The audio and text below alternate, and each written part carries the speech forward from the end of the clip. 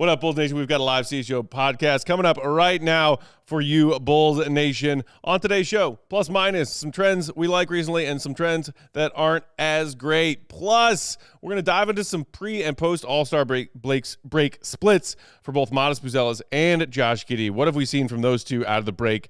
And it is encouraging thinking about them as the two cornerstone pieces of this franchise moving forward. Could we see either or both of them make similar strides, much like they did post-All-Star break last season? We'll talk about that next.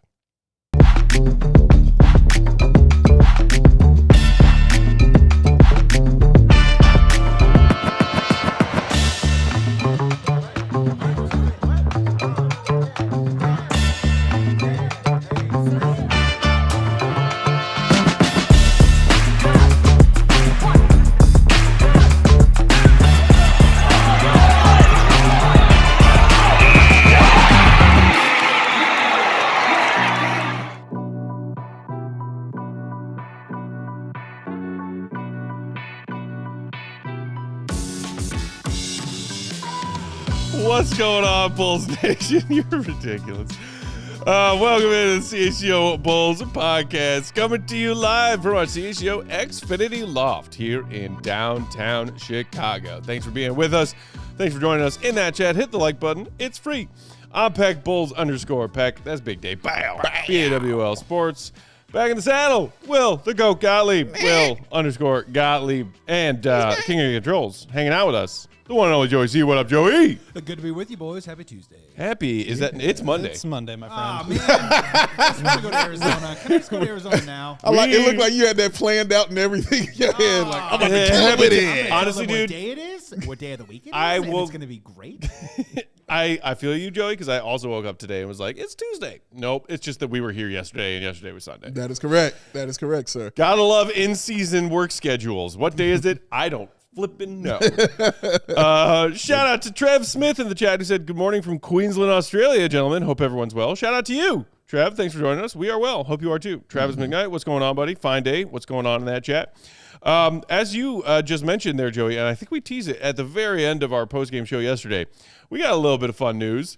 We are joining in on the CHGO Spring Training Road Trip presented by our friends at Shady Rays. Shout out to Shady Rays. This is a trip that has a lot of fun stuff to offer. Shout out to those of you who maybe already got your tickets punched for this. There's obviously spring training baseball happening out in the desert. Yes. Shout out to CHGO Cubs. That's Joey. Shout out to CHGO White Sox and our guy Sean Anderson. They, along with our pal Stuckey, Roman, and then also Briggs and Braggs from CHGO Bears also going to be making the trip to do a little bit of golfing. And simultaneously, you might have noticed on that Bulls West Coast trip schedule, Bulls Suns happening this coming Thursday. It's going down. Out in the desert. So we were told, hey, y'all should come too. Yeah. We said, okay. All right. So we are flying out to literally how it Arizona happened. on Thursday. We are going to be at Bulls Suns in Phoenix on Thursday night. If you are a Phoenix or surrounding area of Phoenix residing Bulls Nation member who was planning on going to that game or maybe thinking about going to that game, we'll be there. Come hang out with us. We're also going to do hang out ahead of the game at a pizza joint right by the stadium. Further details on that, TBD. There's also going to be a happy hour Q&A event with our whole CHGO crew that's heading out there that following Friday, March 6th from 7 to 10 p.m. with food, with drinks, with all that good stuff at Poor Decisions in Scottsdale. What a name. Come on out to that, too. That is a good That name. is I a name, will. bro. Like, for real. Yeah. Maybe I will make up for this. You are Decisions. What? Oh, even better. What do you call a person from Phoenix? How do you say it? Phoenician? Yes. I honestly don't know. I just pulled out. Arizona. Yeah, I got that right. We'll go with that. But everybody from Phoenix or surrounding areas, if you want to come hang out with us, man, and say what's up, or you just want to come make some poor decisions, come on through. I would love to see y'all. We would love to see y'all. Shout out also if you were planning on just going to catch some spring training baseball, the Cubs games on Saturday and Sunday, both at Sloan Park. We're going to be there hanging out, watching some baseball. Have you guys Soaking ever been up to some- Sloan Park? I have not. Wait, no. No, Sloan Park in In is it Scottsdale or Phoenix? I'm not sure. technically It's like Mesa. Mesa. Yeah. Mesa. No, I haven't been. It is. I went there once, like Flex. a handful of years ago with some friends. It is literally like a mini Wrigley. It's a awesome. really cool environment in there, and you can like sit on the grass. I'm sure people watch games, but it's like they really replicated Wrigley Field in there. It's very cool. Okay. I'll take a chair, please. You sound delightful. Yeah, I'll take a chair. Shout out to my man. This is a fine day. You damn Skippy, my friend. You better believe. Oh, paroled. The legs will be paroled. The gams are on parole, baby. I think I'll make myself a pack list when I get home after work today. Things I must not forget to bring to the desert. Your pack list? 1, Pack list. Shady Rays. Yes. 2, Burks. Yes. 3, dash whatever. That actually should be something we do. Like, let's make 3 graphics up about the 3 things we must bring on our trips. Because mine would be what? Shorts, Shady Rays. water filters. Oh, Leonard Miller. Leonard Miller. For sure. You guys know what the weather is in Phoenix right now? 84? 90 and sunny. It So, is going to was cool wrong. down a little is gonna bit. cool down a little if bit, the but that's- forecast holds by the end of the week, but it's still Nice going to be and like toasty. high 70s, low 80s. toasty Which warm. for early March for a Chicagoan, like, Yeah. oh my God, sign me up. Yeah. This is why you love going down to Texas around this time. This man, is to see true. the nieces. Yeah. To hang out. So. I might even break. I got a couple of Cubs tank top giveaways that they've given out over the tank years. top Vegas The Summer non, pack? I might have to bust out the non-guns if we got temps in the high 70s. Summer pack. Peace, That's right, love. baby.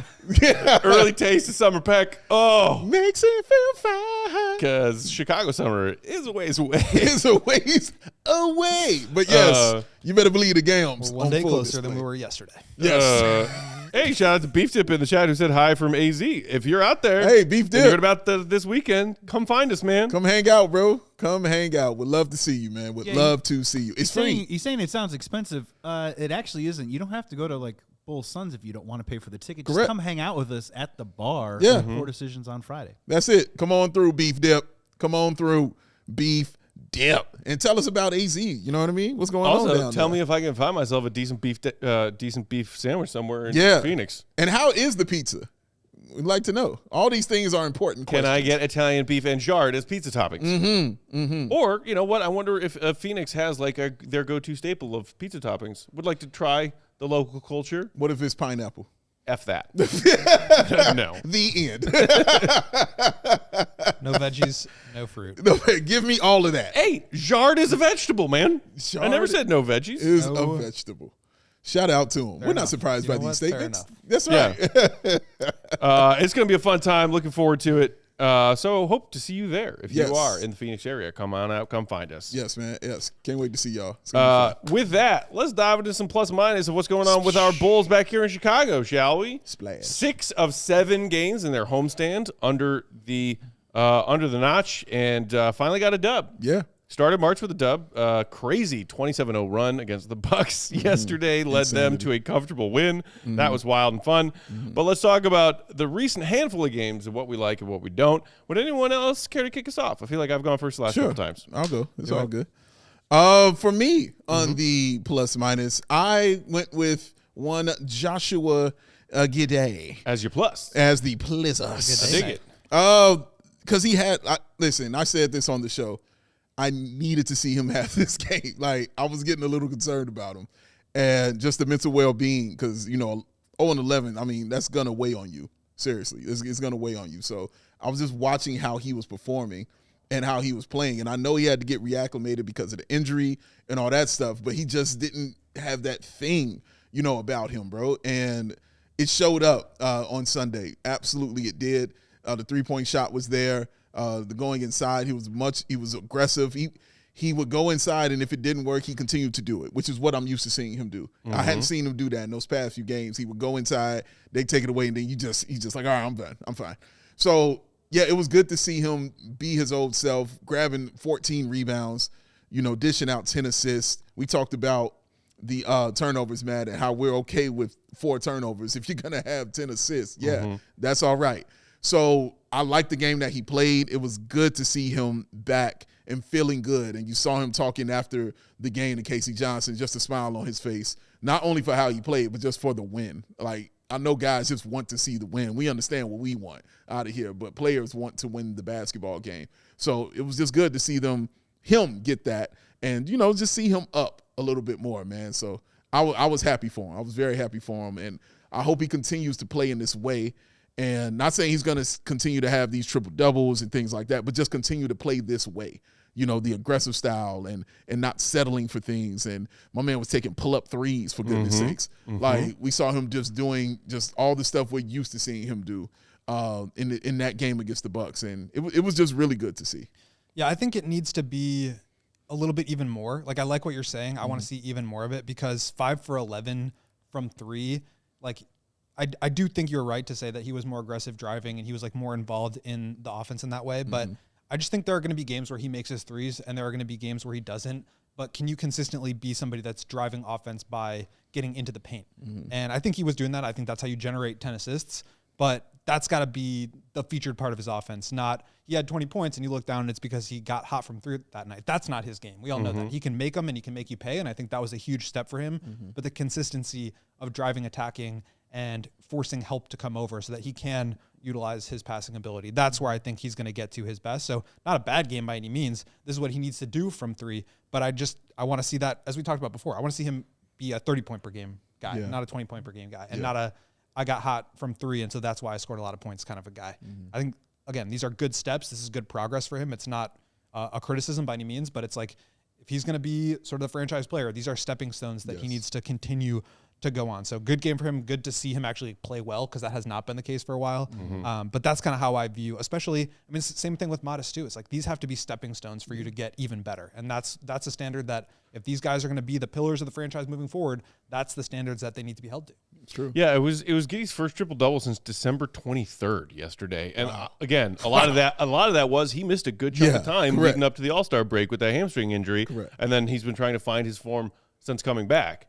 So I'm okay with that. And Firestorm in the chat asking, can we shut Giddey and Trey Jones down for the season and get their offseason started early? I'm not sure if that's a nod to, in being in favor of the Bulls stacking L's instead of W's down the stretch, or just ensuring that they're healthy for next season, perhaps both. I am not opposed to seeing more of Giddey and seeing him play 25, maybe even 30 minutes a night. Giddey, I know, I really do. He's I've never said anything nice about the guy. Because I would like to see more of what he's capable of between now and then, and I personally don't think it's risking too many W's to play him. The Bulls won yesterday, and this isn't trying to be a slight to Giddey's teammates, but I find it much less likely that we're about to see a 15-5 run from the Bulls this season as they managed to do last season. Because this roster is less talented and more disjointed than that one. So I don't think having Giddey and Trey Jones out there for some amount of minutes when they're healthy enough to play between now and April 12th is a terrible, terrible thing. Yeah. In fact, you might be able to find some good out of it. Yeah. You mentioned both Modest and Josh Goat. How about developing a bit more chemistry between those two teammates who are right now the ones that you are most confident project to be here long term? Yeah. Use these 20 games to see what you got there. Yeah, and also look how they won. Teams, the Bucks just couldn't hit a shot, and Bulls went on 27 over. All of it was unprecedented. The Bucks shot negative 40% in the fourth quarter. Yeah, dude. 8 points is crazy. That's my plus though. Is Josh Giddey. For my minus, my minus is rotation. Okay, rotation. I am fearful that victory is signaling the end of development for some of these guys on the squad. and I kind of saw, and again, Billy was 0-11. I understand it. All right. He's like, look, man, I got a chance to win this. Damn it. I'm going to go win it. I mean, he played Giddey until about 2 minutes to go in the game. All of it was still in the game. All right. Dillingham had 5 minutes. All right. One was garbage time. You feel what I'm saying? 4 minutes in the 4 minutes game. And a garbage time. So that's what he played out there.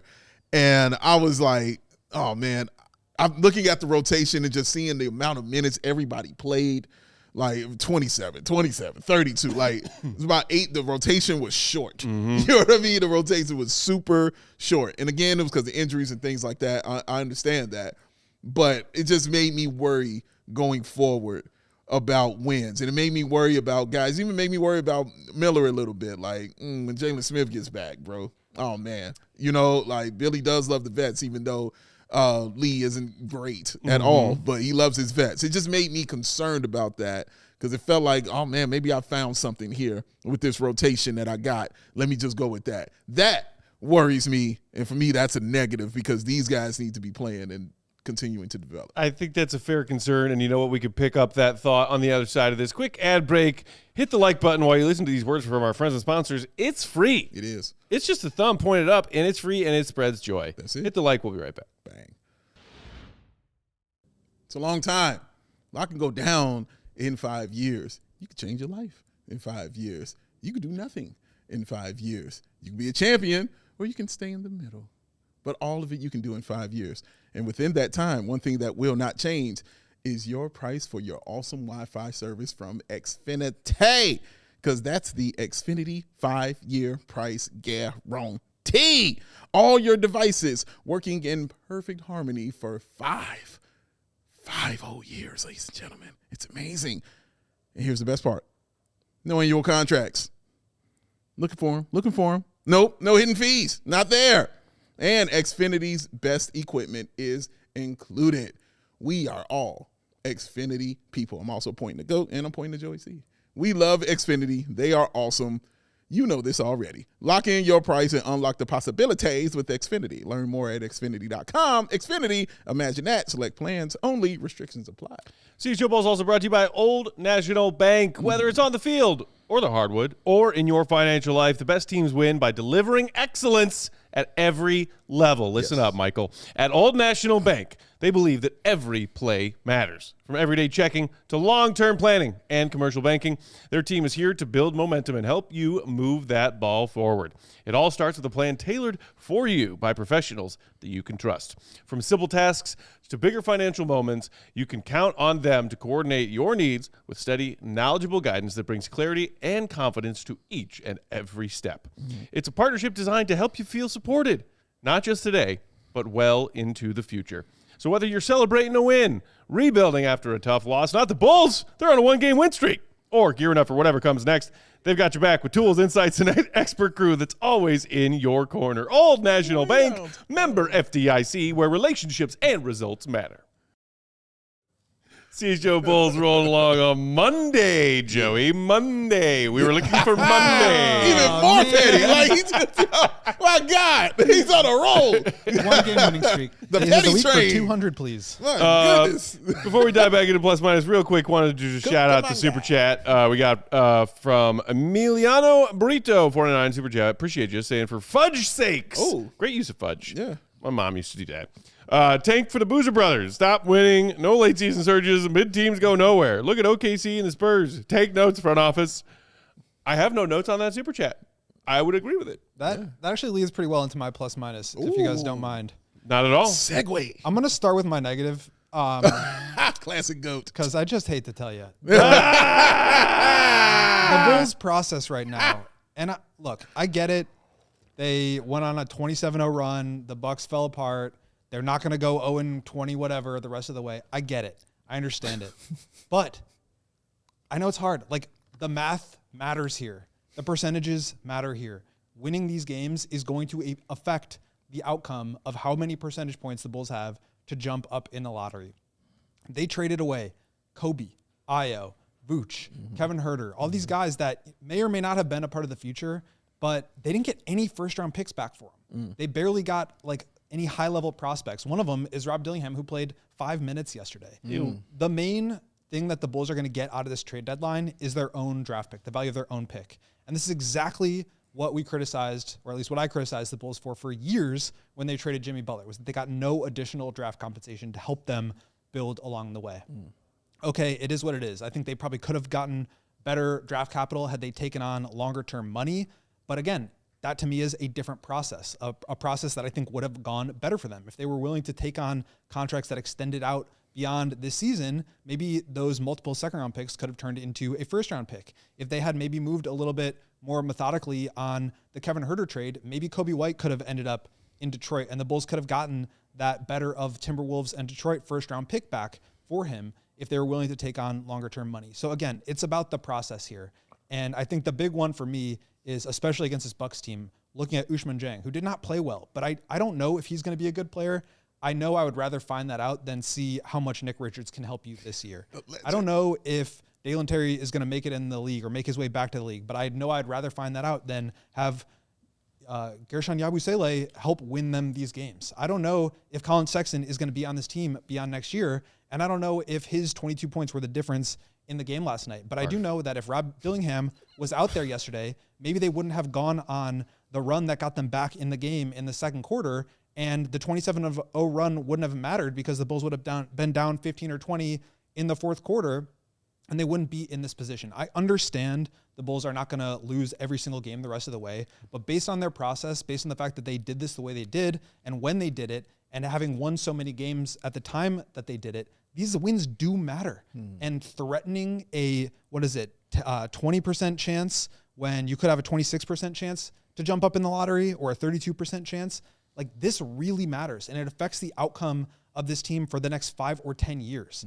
And so I know Josh Giddey and Modest Buzelis want to see wins. I get that. If you are thinking big picture about this team, you just don't care about that right now, because what's most important is getting more talent in the draft. And the process has to be at the forefront. And to me, this was a great example of one of those games where, yeah, it could have gone either way, the outcome, but that's looking at the outcome and not at the process. And these are the kind of reminders that the process just needs to be better, and that it still isn't right. Even though they have gone in the direction, I think, that all of us kind of wanted them to go, the process was wrong. And I think that's why it's going to be hard to get themselves out of it, regardless of whether they get lucky in the draft or whether they get lucky and lose some of these games. It's just, that's the process, and it needs to be better. Cooking. I couldn't put it better. Yeah. I'm glad that sometimes I'm not the one who has to be the one to say it. And wherever you are as a Bulls fan, again, you can be rooting for W's right now. If you enjoy yesterday's W, great. Enjoy it. And I also, as you pointed out, like, that Milwaukee stretch in the fourth was rough. You know, it's not like the Bulls were going to lose out and lose their final 27 games of the year. Right. It's not happening. Right. You're going to stumble into a win or two, even if it's just a win or two. So I wasn't really that upset with the Bulls winning that game yesterday, but I think articulated the danger of the slippery slope, which is why I was sitting here rolling my eyes after every March win last season, because, you know. And it's also what Dave was saying about the rotations. Like, the only reason people are talking about Leonard Miller having a great game, and it was a great game, is because Patrick Williams was out. Correct. Jalen Smith was out. Correct. Like, he was getting DNPs the first couple. That's part of the process too, is you want to try out the young players that were part of the returns that were pretty lackluster. If you could turn Leonard Miller into a player, that changes the outlook of the return. And so you have to be thinking about the big picture here. You have to be thinking about the player development, and the fact that, you know, yesterday was the deadline for them to have bought out players, and they could still sign with teams and make their playoff roster. Like, Colin Sexton's he's too good to be here. Why wouldn't you try to buy him out so that you can open up that runway? Because I do think a lot of it is the coach and the approach that the coach is going to take, and the players. That's how they are. You have to take the tools or the toys away from them and give them the toys that they need to play with. And that would be Rob Dillingham and Leonard Miller, and get those guys in games. Like, the process continues to be wrong. And the results have been, okay, they lose 11 straight games. That's good for the result, but that's outcome-based thinking. And they just as easily could be winning some of these games if guys didn't get hurt, or they just as easily could be, you know, playing guys that are, you know, like Rob Dillingham and Leonard Miller, just not playing them. And that's, like, not acceptable. The process with this approach needs to be better. And in order to compete with some of these teams that are taking the right approach and the right process, they're just not going to compete. And that's how it's the same thing if you look at it in the inverse of what they've been doing, which is, if you're not good enough to compete, then you're going to be in the middle. And if you're not good enough to compete this way, you're going to end up at the bottom of the teams that are trying to compete for the bottom. And so that's how you stay stuck in the middle. Okay. Yeah, good call. Did you get your plus yet? I do have a plus. I don't want to leave it too much on a downturn there. The plus, Let's talk about something positive. the plus is the top 9 in this draft is looking real good. And so right now the Bulls are 9th. Even with that win, they're probably going to stay 9th, even though they beat the Bucks, who are 10th, and the one team behind them, which, again, just miserable process. But the top 9 in this draft is looking good. As long as nobody jumps them, I think they're going to get a really good player. I do think they're, like, a couple of tiers ahead of that, but you just look at, like, some of these mock drafts out there, and I haven't really started doing my homework yet, but obviously the top 3 is the top 3 with Peterson, Boozer, DeBanza. After that, I think Caleb Wilson is kind of in a tier of his own. And you've got Kingston Flemings, who's kind of in a tier of his own. And then Michael Brown, Darius Acuff, and Nate Ament. If the Bulls end up with one of those 3 guys, I think they've got a real piece. It may not be the piece, but that really helps you moving forward. And it's just, you got to hit on your picks. Like missing on picks it's what's going to set you back. True. And so if you're 9th, I think you're in a good position. I forgot to mention Wagler, who's obviously in there as well. They got to hit on one of these guys. And if they're drafting top 9, I think you have a good chance to get a player. So that's really what it's going to come down to is, can you get a player in this draft? I don't know if you heard, Goat, but AK did miss when he had the 4th pick. He's missed a couple times since. Yeah, there's that. But again, sure, I could maybe feel some sort of consolation prize kind of vibes if the Bulls don't jump on the top 4 and end up picking somewhere like 9 or, dear God, 10th. Oh, dear God. Still would prefer, and it still is in this team's best interest to jump into that top 4. Yeah. Unquestionably. Like how you say, like, even though it's top 9 and you like the top 9, moving up a little higher is still higher talent and better talent. Those are guys. So I get it. Yeah. Those are guys you build around, not you build with. Yeah, Boozer's not going to be there at 9. And No. the fans is not going to be there A at Boozer 9. will probably still be on the board Boozer. at 9. Yeah. Oh, man. All right, with that, we'll quickly do mine. Somebody whose name has come up several times already today, that's Leonard Miller. He's my plus. Yeah. We talked about playing him more, Dave, in postgame yesterday. Goat, you just talked about giving him a greater look. And again, this is just small sample size stuff since he arrived in one of those many trades. He also has only played 55 total games in his NBA career, spanning his start in Minnesota as an early second-round pick in 2023 to now. But just to tell you the whole, like, well, the Bulls, what are you doing if not taking a look at guys that you only have for a third of a season? And yes, Leonard Miller is about to be, an unrestricted free agent, so it's not like the Bulls even have a leg up on negotiating if they were to keep him. But for the sake of, why not play him more between now and the end of the season? Because, like, the per-game stats is just kind of a small sample size, so they're really inflated. So how about just totals, okay? Sure. He has played 68 Bulls minutes so far in 6 game appearances. In those games, he scored 36 points on 14 of 18 shooting from the field, including 4 of 6 from downtown. He is 4 of 4 at the line. He has 13 rebounds, 7 dimes, 2 steals, 5 blocks in those minutes. And again, small sample size, but boy, if you extrapolate his minutes to per 36 numbers. Matt's fave. Leonard Miller per 36 in 6 Bulls games. 19 points on 78% shooting from the field, 67% shooting from 3, 1,000% shooting from the free throw line, 7 boards, 3.7 dimes, 3.7 combined steals and blocks. I don't care if Jalen Smith and Patrick Williams get healthy. I don't care. Why not play that man more? Leonard Miller's game, I haven't seen Patrick Williams have a game this season as good as I saw Leonard Miller have in that Bucks game. And that's genuinely the truth. Like, I haven't seen it. That man filled up a stat sheet, and you felt him on the floor in every way possible, doing it inside, doing it outside, defending on guys, man. Like, he did it all. And he did it. There's a reason Billy continued to leave him out there. Again, he didn't really have much of a choice. But there's still a reason he didn't try to go with other kind of lineups. He was like, nope, that young man, give me more of him. Your point is even more super valid, because who knows if he would have played if those guys were healthy. I have a guess. Still be, you know what I mean? Still be some DMPs happening for that young man, and we wouldn't have gotten a chance to see him, play through the flaws, because it wasn't a perfect game.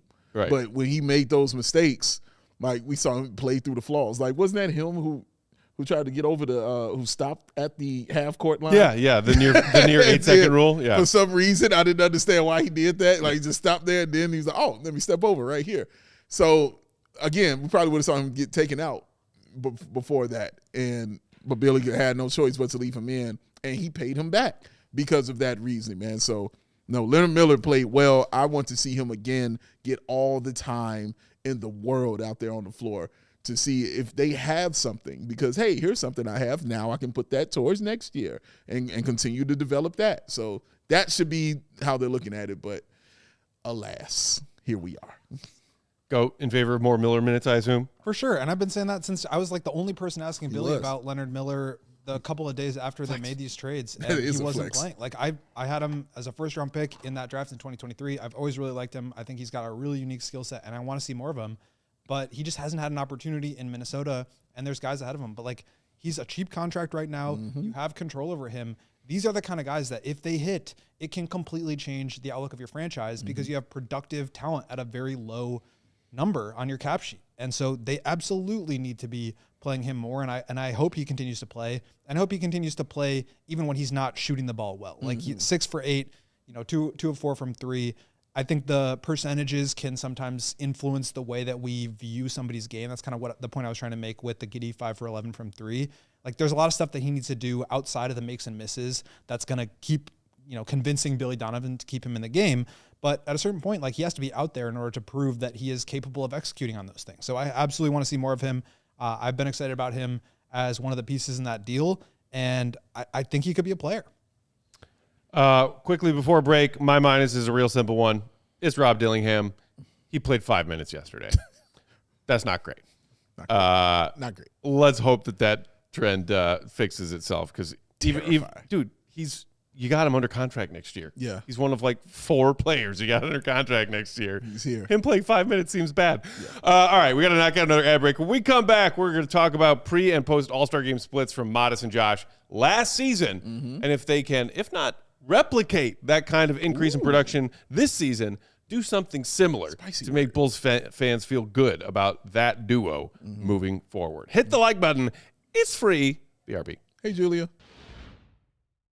CHGO Bulls is brought to you by 4 Seasons Heating, Air Conditioning, Plumbing, Sewer, and Electric. Winter's still here. Temps are getting a little bit warmer, but you never know. It's always ready to dip back down here in Chicago. That means you need to make sure your furnace is up to the challenge. Maybe you're thinking about a whole home generator? 4 Seasons has you covered there too. At 4 Seasons, they guarantee same-day installation for all of your heating, cooling, plumbing, electrical, and generator needs with no extra charge for nights, weekends, or even holidays. Celebrate. Save up to $4,000 on furnaces and comfort systems with 4 Seasons. Furnaces starting at $39 a month. Furnace AC combos, just $57 a month. And if you call today, you can save $50 from your trusted local experts. 4 Seasons has been serving Chicagoland for over 50 years. Your trusted local experts for heating, air conditioning, plumbing, sewer, and electric. That's 4 Seasons. Visit 4seasonsheatingcooling.com for all of their special offers and money-saving coupons. That's 4seasonsheatingcooling.com. Oh, tickling the ivories. Oh, Joey C., can I get a double hoot, please? A hoop. Oh, that means it's time for Hooters, ladies and gentlemen. Matt Peck, cover your ears, sir. Oh. Because it's time to check out the Big Fish Sandwich, ladies and gentlemen. Perfectly seasoned, tender cod, grilled, blackened, or hand-battered. You can take yours out because you like this part. And fried. There you go. There it is. And enjoy 1 pound of succulent snow crab legs served with warm drawn butter and fresh lemon. Let that sink in right now. And may I add, keep those things cool, though. That $6 legendary margarita. Or enjoy on the Dos Equis. And of course, like 22-ounce Big Daddy mugs. Peck will run one of those right there, ladies and gentlemen. Or that drink of the month, y'all. You can quench your thirst with that. You can get the Mango Mojito for just $8. Amazing. Cheer on your favorite teams from any of the 11 Chicagoland Hooters locations and check them out at originalhooters.com. No. Coach says, how dare you, Joey? How dare CHGO Bulls rode along on Monday. Wrong. Thanks for being here with us, Bulls Nation. Hit the like if you did do it during the ad. Before we dive into our next topic, quick reminder, mentioned it yesterday's show, we'll mention it again. On Wednesday, this coming Wednesday, March 4th, which happens to be our 4th anniversary at CHGO, as well as the birthday for our beloved city of Chicago. To honor that, we are going to have a pop-up shop selling some merch that was collab merch, a collab effort with Free Agent. We will be there. Some combination of people representing CHGO and Free Agent will be at Leaders at 1152 West Madison Street, right here in the West Loop, right around the corner from us here in our headquarters, from noon to 7 p.m. this coming Wednesday, the 4th. Pop through, grab yourself some merch. We got T-shirts, we got sweatshirts, and this is a limited time inventory. Once they're gone, they're gone. But pop on over, check out the awesome new collab merch, say what's up. We'll be hanging out there probably for a little while before our 4:30 show on Wednesday. So if you're in the area and want to come check out some fresh merch, come on by. Shout out to Free Agent. Yes, shout out to Free Agent, shout out to Leaders. Yeah, come on by, man. Grab something, say what's up. Can't wait to see y'all. Awesome This will be designs on those Yeah, shirts. Very, Those are very cool designs. Yeah. All right, with Worth that, snagging. let's get to checking it out. Checking it out is sponsored by Old National Bank. Every play matters, whether it's on the field or in your financial life. The best teams win by delivering excellence at every level. Old National Bank, where relationships and results matter. Member FDIC. You guys ready to check out some pre-post All-Star break splits Oh, more than anything of in one this Modest world. Buzelis and one Josh Giddey? Give it to me. We're still early in the post All-Star break stage. Okay. Shout out AK. Hey. But I figured it would just be good to take a first glimpse to see where we are. Okay. Because there was a lot of hype built around what Josh and Modest did after the All-Star break last year. Mm-hmm. I think largely because it coincided with, oh my God, look at the numbers these guys are putting up. One a rookie, one a guy that the Bulls traded for, and there were a lot of questions surrounding whether or not he could be, a pillar piece of your franchise moving forward. Mm-hmm. And the Bulls were winning a bunch of games while the two of them did so. So, can they replicate that? Let's quick reminder. We'll do Modest and then we'll do Josh. Modest Buzelis last season, just to give you all a refresher, pre-All-Star break last season, 6.5 points, 2.8 boards, 0.5 assists.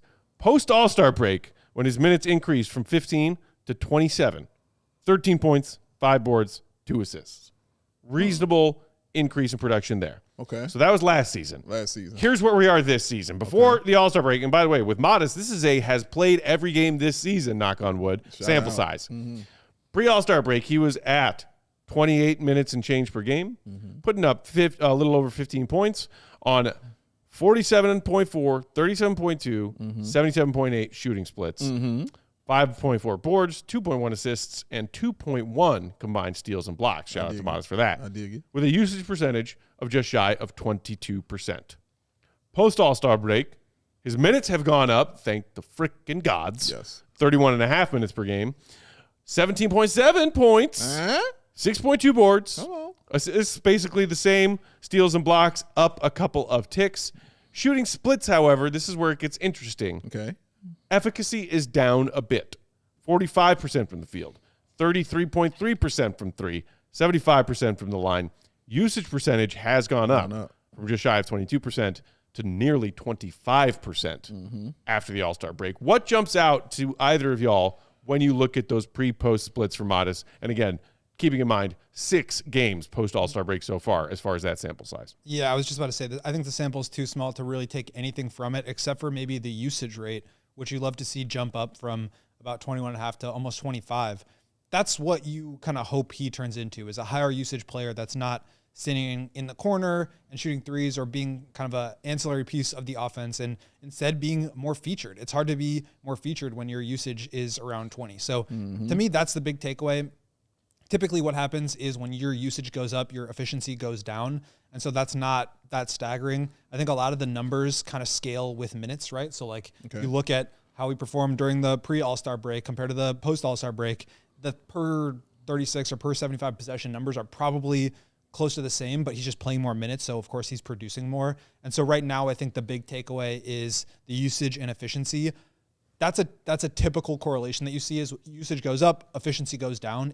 If usage goes up and efficiency goes up, that's when you're talking about like a potential star player that you can feed more usage into, and you know they're going to keep being efficient. That's what you hope for. But as we've talked about with Modest, he's just, I think, not quite ready for that yet physically. He's got to gain weight. He's got to put on muscle. He's got to be better at staying on his line and not being bumped off his spots. And I think that will make his handle look a lot better too, which allows him to get into his shot. So I always say that, the foundation of your game is like the shooting piece or the defensive piece. And what can really scale you up is the ability to handle the ball and get to your spots. And that allows you to create your own shot. And that allows you to bend defenses. And that allows you to put your playmaking on display, because now defenses have to shift over to you or double team you, or you're manipulating things when you have a good handle. And so I think Modest is going to be able to unlock his handle. I think clearly there's a bag there. He just needs to be stronger in order to unlock some of those things. But I think he's got to get reps with usage, with pick and roll, with isolations. And you're seeing that more with the mid-range stuff, but also just some of the playmaking. Like he's put on some really nice passes and nice reads in playmaking and pick and roll situations. And those are good learning experiences. And so when you add up those learning experiences and you also get a little bit stronger, now you put those together. And what do you like to say, Dave? Got yourself a stew going. So that's the way I see it with Modest. And it's just a matter of time I feel very like I actually feel like a lot of people kind of got a little bit low on Modest or a little bit down on Modest because the numbers didn't pop as much. I feel like I'm going the other way. Like, and I was kind of like pumping the brakes a little bit to start the season. Sure. I actually feel more excited about his skill set now because he's making some really nice reads, because they're feeding him a little bit more usage, and because I think he's doing a much better job at executing on the small things that is earning that trust and building that trust with Billy. So I think it's going to continue to be like a long runway for him. I don't think it's going to snap your fingers and all of a sudden he's, a superstar player with 30 plus usage and 2010. Like, I don't think it's going to go like that, but I do see him like improving incrementally at all the things that he needs to. And maybe once the ball handling gets up a little bit more and the shot gets up a little bit more and he gets bigger and can kind of hold his ground a little bit more, both on offense and on defense, that's when I think he's really going to start to put things together. I just think it's going to take some time. Yeah, I agree with that. I think what jumps out at me was the minutes immediately, and the fact that he has played every single game, but watching your minutes increase also, and that means your production increasing with that. That's a good testament to him for a guy in his second year. I think that's really great. And we saw it, you mentioned it last year, Matt, the pre-All-Star break and the post-All-Star break. Again, minutes increasing after the All-Star break for him and production increasing because of that.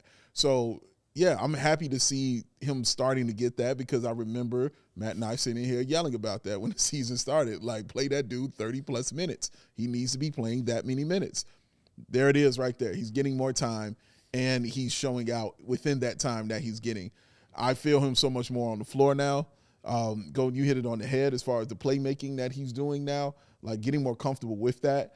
I don't mind the turnovers that young man makes. I know what it's going to lead to. He's just going to simply get better behind that. So it doesn't bother me at all. And it's just exciting to sit and watch him now. I'm a little interested about the number, like you just talked about. Your usage go up, but those numbers kind of go down, the field goal percentage, three-pointer, and stuff like that. I still would like to see that go up a little bit more, though. The three-point percentage, I would like, especially the three-point percentage, I like to see it go up a little more.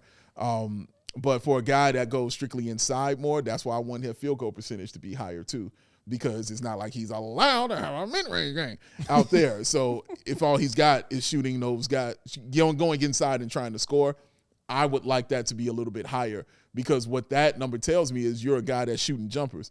Like, you're a guy that, is doing stuff from all over the floor, and it's not reflected in the game that he plays out there. So I would like to see that go up a little bit more for him. But, no, I have no real – these are just little nitpick things that I'm talking about, because there's no real major complaint that I have about Modest Buzelis outside of the mid-range, which I continue to yell about. And, Dave talking about his three-point percentage, that was one of the other stats that I made note of particularly.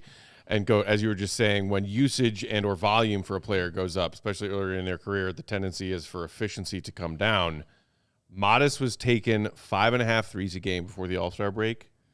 In the 6 games out of the All-Star break, that is up to 8.5 3-point attempts per game. And that's to me, that's a good number for him. Like, he's a good shooter, and I buy his jump shot. You see sometimes where he just doesn't get his base set and he is short on it. But that's a real weapon for him. And I think establishing that is going to open up the rest of his game. That's something I actually talked a lot about with Peter Patton over the last couple of years. It's I talked about ball handling being something that I think really unlocks players' games. He always would say that shooting would. And that's because of how teams can step out to you, and that opens up some of those lanes to be able to make decisions. That's and true. Now you're playing with an advantage. So I think those two things really go hand in hand. And Modest, for him, if teams really have to close out to him, that's going to unlock those driving lanes. That's going to allow him to get to the rim. That's going to improve his free throw attempts. That's going to improve his field goal percentage. That's going to boost his true shooting percentage because he's doing a good job there. It's going to all come together for him. I'm actually, like I said, probably more excited about him than I was at the beginning of the year, just based on some of the things that I've seen from him and the way that he's approached it and the way that Billy coaches him and the way he responds to that. But I just think it's going to take time. And I think he's gotten a lot better along the way. That's going to keep happening. It's not going to be straight up. It's going to be up and down. But I really buy what he's doing right now. I don't know if he's going to be the franchise player and lead the team to I think they still need more talent. But I've been very pleased with how Modest has grown the last couple of weeks, even though there have been some games where it hasn't looked great or that it has looked hard. These are some of the lumps that he needs to take on his way there. Yes. Yeah. Yes. Travis in the chat pointing out also that he is a bigger priority for teams on scouting reports for opponents' defensive game plans. And our guy, Daddy Fish. What up, Fish? saying that the production and efficiency should come back once he adjusts to the bigger role. And just quickly, a final thought before we take our last break. I mean, again, I think it's good to keep the perspective go. Like, we're talking about a guy who, yes, played 80 games as a rookie, but only started 31 of them when this team was clearly 13 minutes a game in the first 50 games of the year. Yeah, now he is on pace, knock on wood. He could go 82 and start 82 this season. And I wouldn't be surprised if that's a goal of his. Yeah. But nonetheless, you're talking about a guy who, because of the slow start minutes-wise, last year as a rookie, averaged 8.5 points a game. On the sample size of the entire season as a rookie, 8.5 points. He's at 15.5 on the season right now. It's growth. And you could see that can, like, very realistically be like finish at a higher number if he continues to see this usage where it is, or perhaps even higher. Yeah. That isn't something to be encouraged by. It's not all-star year 2, but it's something to be encouraged by. Final break. When we come back on the other side, we'll take a look at Josh Giddey's splits and talk about that. Craigie. Hit the like. It's free.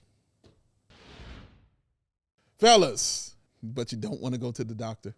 But you're like, oh, I'm tired of getting up out of my bed saying, taking 5 minutes just to get to the bathroom and get your day started because you got to sit back down after that, and then you have to talk to yourself in your brain, I got to do this and get up, and then you go downstairs, and that's going to take a while because it's stairs, and then you get down there, and then you make your coffee, and then you start your day. Forget all that, man. Game Day Men's Health. Just go there. Be a better father, better husband, and a better man. A very quick and easy process. You'll be in and out in about an hour. Personal care, family, local-owned clinics, extremely high success rate. Testosterone, vitamin supplements, weight loss, hair loss treatment. They have got it all. So guess what? Start your best life with Game Day Men's Health. Check out locations in Skokie, Naperville, Libertyville, and more. Or scan that QR code and find the one closest to you. Go to GameDayCHGO.com to find locations closest to you. CHGO Bulls also brought to you by Shady Rays. We know that moment.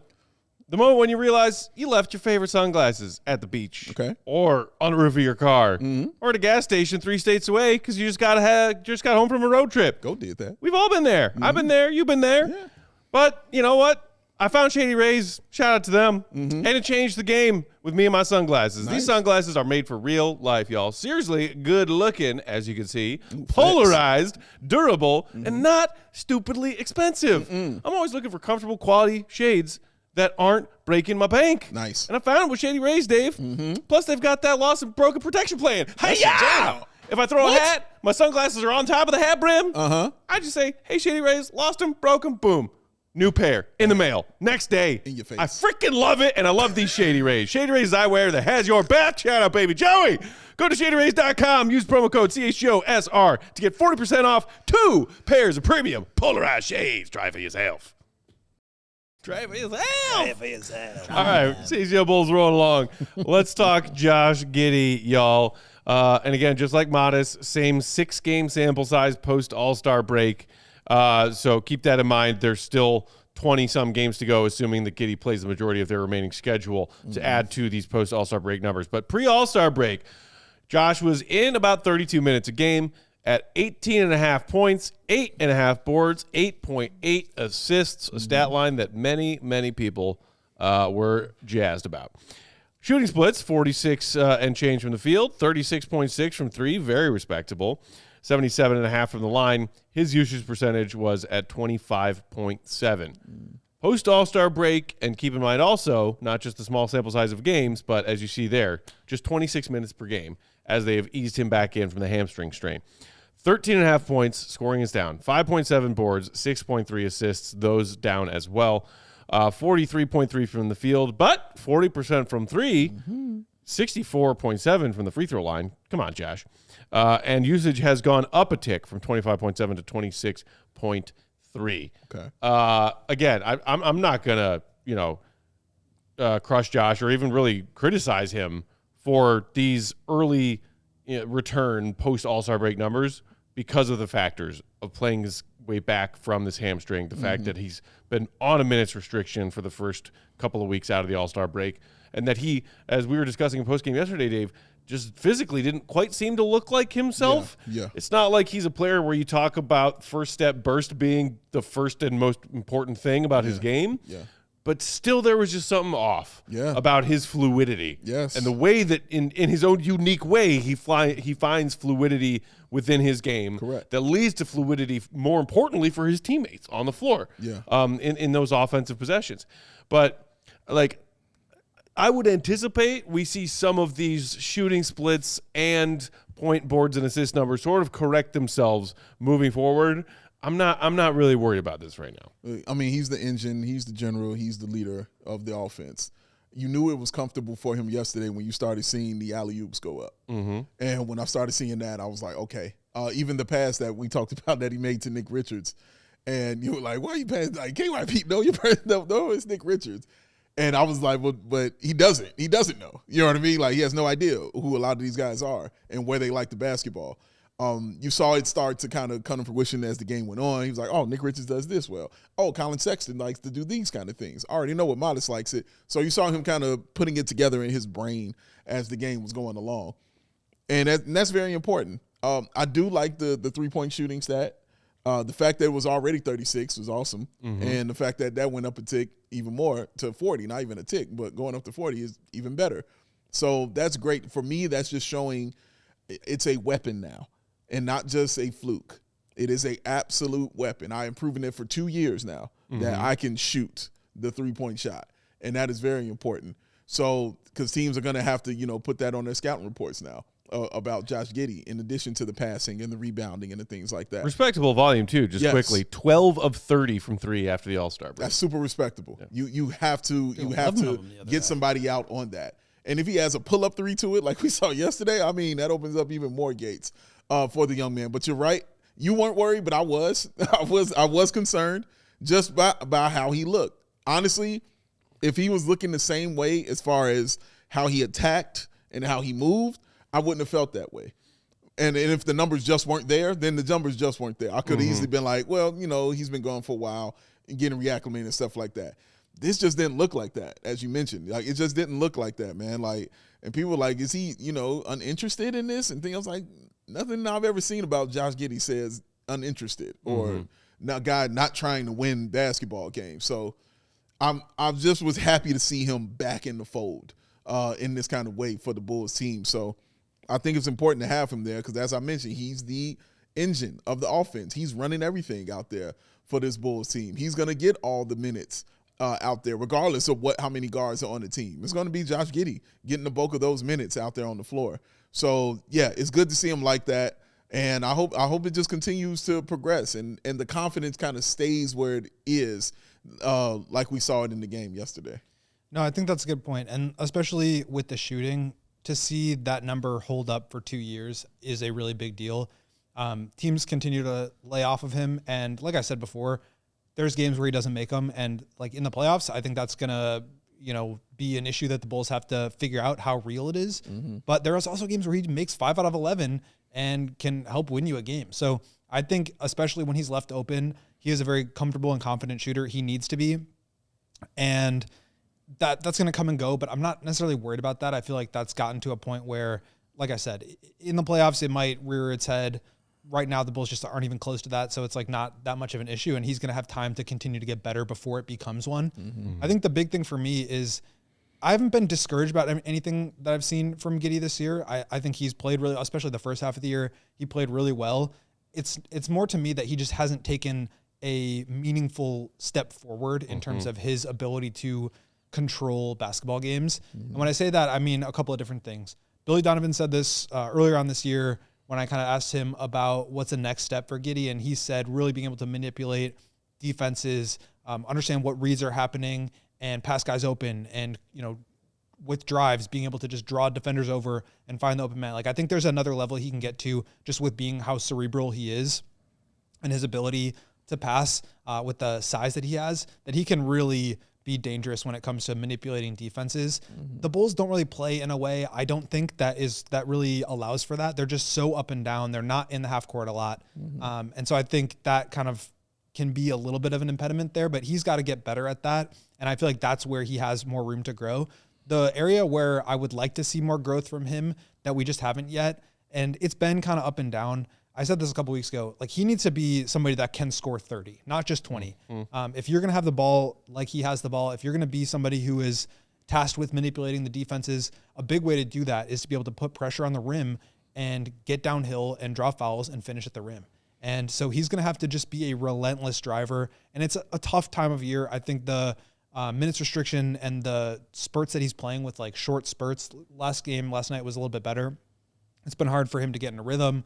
And obviously just the team situation, context right now is not really conducive to him going all out in that way. Not saying he isn't, but it's a tricky situation for him. Sure. But I think going into next year, that's the test that I'm going to be looking at, is like the pull-up three stuff. I don't think it's ever going to be great, but like, can you make a couple of them to keep defenses honest? Can you make open threes when you're away from the ball that helps allow your teammates to be able to really be scorers and allows you to play off the ball and be a productive teammate?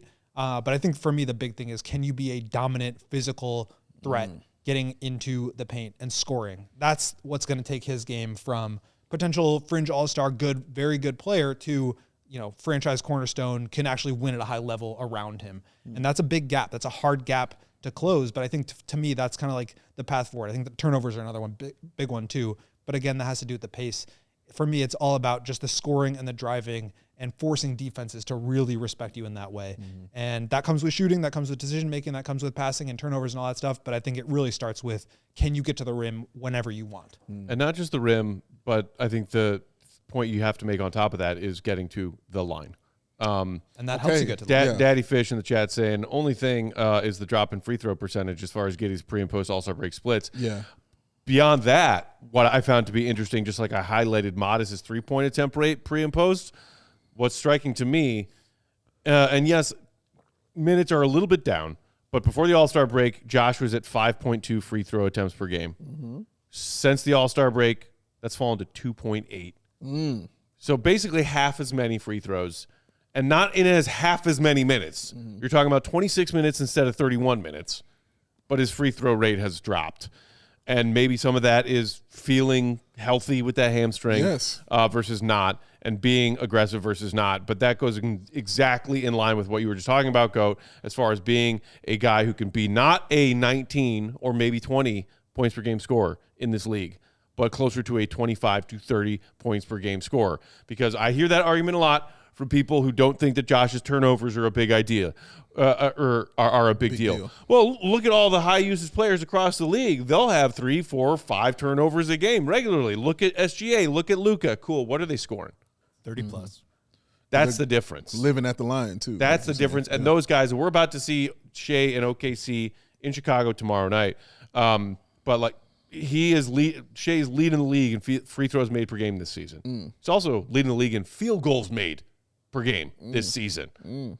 That's a player that you're building with and around and contending for championships with and around. Yeah. So to me, it's not like, oh, Josh's post all-star break numbers are a little underwhelming. It's like, can this season's body of work for him be at least as good, if not better, than post all-star break last season Josh Giddey that everybody got excited about?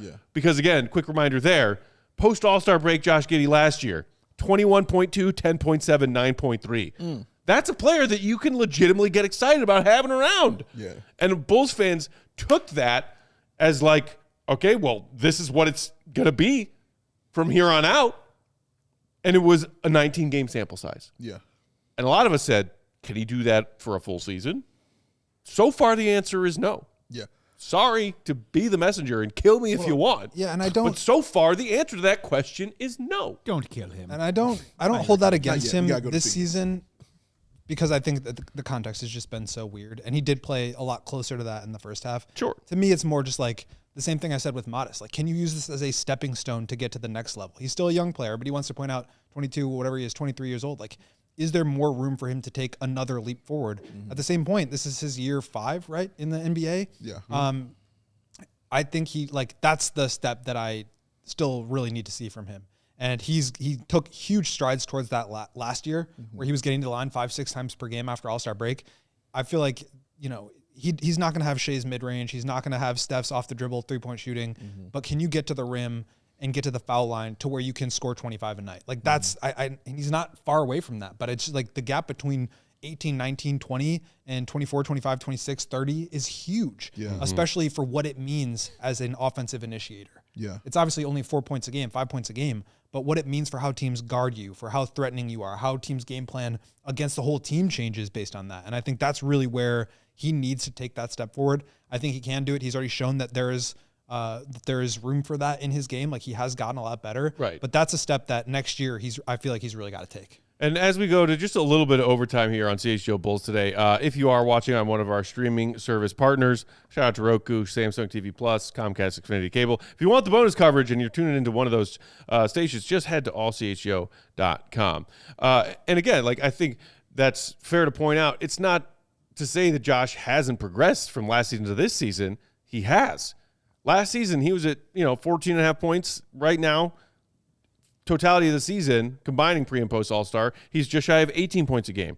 Rebounds are basically the same, but last season he had 7.2 assists per game. This season he's at 8.4 right now. That's so growth. That's reasonable, modest growth. Yeah.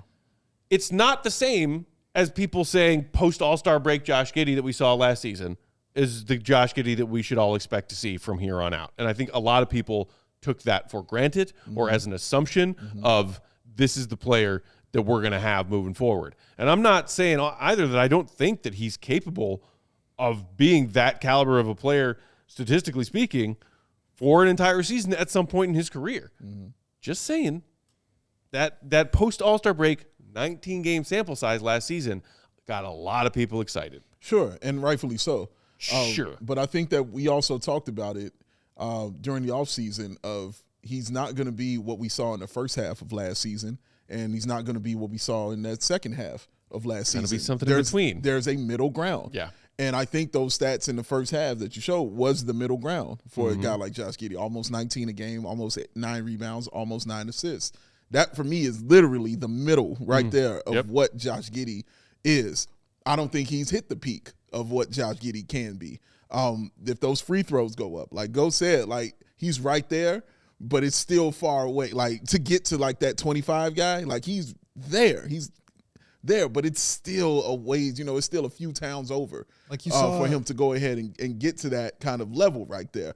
And he can have the tools to get to that kind of level, like you said, with the free throw shooting, continuing like that, with him continuing to go inside and to play like that. But there's still certain things he has to add to his game efficiently, for him to get to that 25, 30 plateau, that when he gets to that stuff, then we're really talking about, oh, man, we got something real stupid legit right here on our squad right here. But I really think right now what you're seeing is the middle of what you saw last season. You saw the worst of them, and you saw the absolute best of them. And now you're just seeing what this guy can be as far as a player. The injuries kind of took it away for sure. But I think that there is definitely another step and another level Josh Giddey can get to. and I think, you look at a couple of different, like, I think the Pacers, Kenny B. Halliburton thing has been sort of bandied about.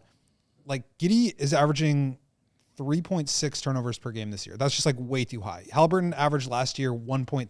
Good. I'm sorry, 1.6. Yeah. So 2 turnovers per game. Like, those could be 2 trips to the foul line, and that could be 4 additional points right there. Like, I think the margins are pretty slim when you get to this point. I think, like, the Halliburton sort of mold of being this elite playmaker, facilitator, a lot of that is because of his ability to shoot off the dribble. He's an incredible 3-point shooter. I think the other pathway, and I think probably Giddey is somewhere in between these two guys, is Denny Avdia, who basically went last year from 5.2 free throw attempts per game, which at that point was a career high, to 9.2, and he's at the top of the league this year.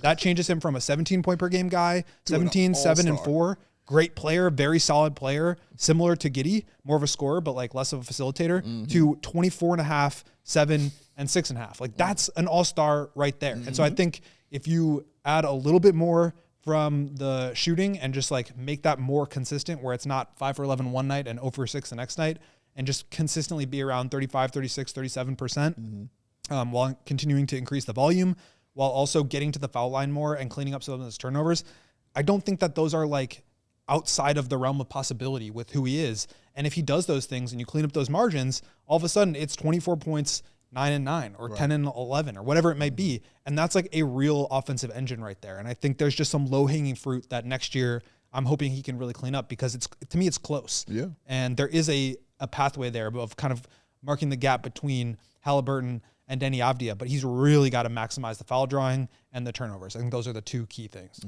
Bears Bulls for life in the chat, just saying exactly that. Giddey's a good player for $25 million a year. He actually changed my mind about him, but he needs to clean up the turnovers and get to the line more. Meanwhile, Anthony will be our last chat for the day, saying, say what you want about Giddey, but he's on a very team-friendly deal at $25 million a year. Still very young. Have to put shooters and rim protectors and defense guys around him like they had in OKC until they decided that what they needed more than him was a perimeter defensive ace, and then they won a championship. But yeah, before that, point taken, I suppose. We'll get out of here for today. Sorry. So petty. Like, it just is. Just is. Just They built a really great roster around Giddey, and then they decided they didn't need him. But sure. Read GOAT stuff, allchgo.com. Make sure you use promo code GOAT when you sign up to become a CHGO diehard so you can read all of his stuff that is reserved for diehards only on the site. Follow him, Will_Gottlieb, Big Dave Bow, BAWL Sports. I'm Bulls_Peck. We are CHGO_Bulls. Shout out to our guy Joey C on them controls. Tune into CHGO Cubs and CHGO White Sox as we're gearing up for some spring training action and heading to AZ later this week. See us for Come On Spring Training. Follow him at Joey Sports Guy. We'll be back tomorrow for live pregame, 6:30 Central, ahead of Bulls Thunder. Yes. Gulp.